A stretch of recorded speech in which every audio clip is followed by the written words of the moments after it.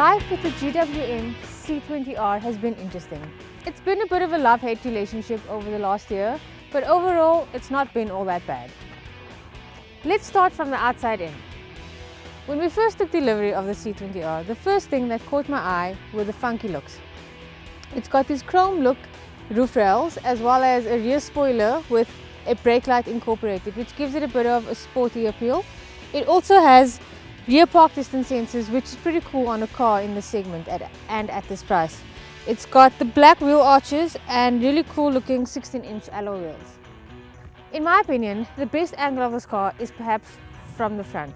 It's got a smiley face grille, the front fog lamps with chrome surrounds and the body cladding, which give it an overall funky look. Let's see if the impressive exterior translates to the interior. The interior of this car is filled with a lot of hard plastics. As you can see, they pick up on dirt and the scratches really easily, which I don't really like. But what I do appreciate is that it's a clean and simple layout with large buttons, easy to use controls and features. It's uncomplicated and it's non-fussy. The interior color of the car is a bit mixed. It's got the light roof lining and the dark dash and the two-tone seats. The overall impression is that it's a bit somber. However, there are the chrome accents around the air vents and around the controls, which do lift the ambience like somewhat.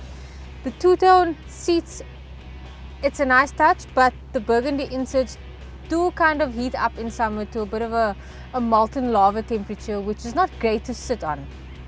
But GWM has, however, changed that with the new models and has made all seats cloth.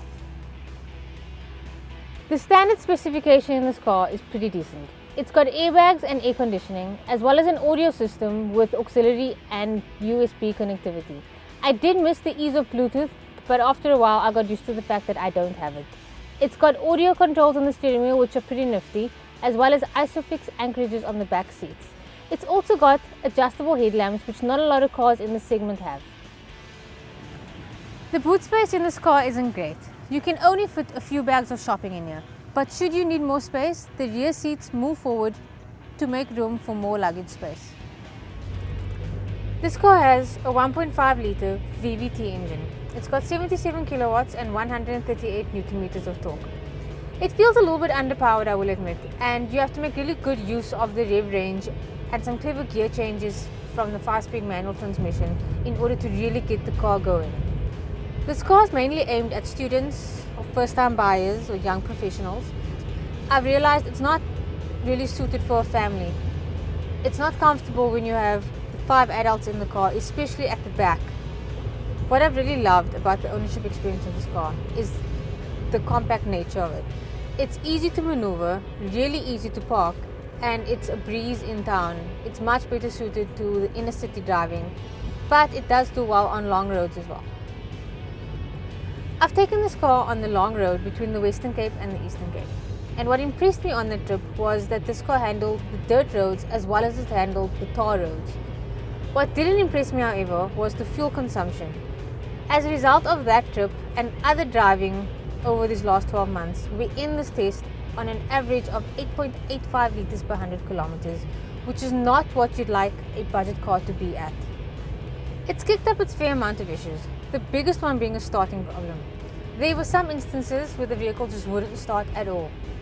Initially, they weren't able to pinpoint the exact problem, but when I took it in for its 15,000 kilometer service, they repositioned the clutch sensor and that seems to have fixed it. One of the main issues I've had with the C20R over the past year is the price. The exchange rate has not been kind to GWM, and as a result, the price has gone from 150,000 to 174,000 with the service plan as standard.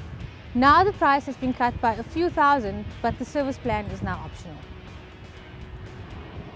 Look, this car has charmed me over the last year, but I have to admit that there are other cars in the segment like the Renault Sandero Stepway and Toyota Etios Cross that offer much better value and come in at a cheaper price. This is, however, a solid effort from GWM.